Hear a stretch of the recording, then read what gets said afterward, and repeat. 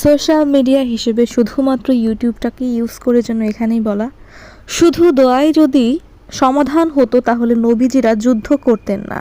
আজ ফিলিস্তিনিদের এই অবস্থায় বিশ্ব মানবতা জাতিসংঘ কেন কোনো কথা বলছে না?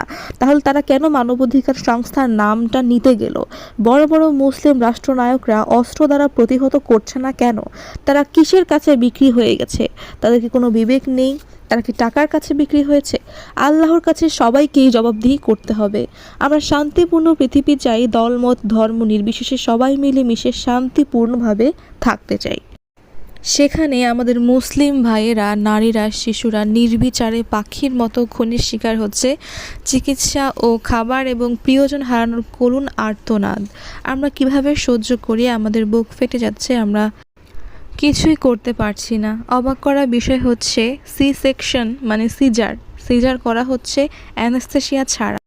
বোমার কারণে শিশুদের হাত অথবা পা ক্ষতিগ্রস্ত হওয়ার কারণে কোনো ধরনের ব্যবধ করা ছাড়াই হাত পাগুলোকে কেটে ফেলা হয়েছে। কত কষ্ট হয়েছে একটি জীবিত মানুষের হাত পা কেটে ফেলা। আমার প্রশ্ন হলো, এত শক্তিশালী মুসলিম রাষ্ট্র থাকতে কেন তারা কিছু করছে না? বাংলাদেশের কথা দূরে থাকতে, তারা ছোট, ঠিক আছে।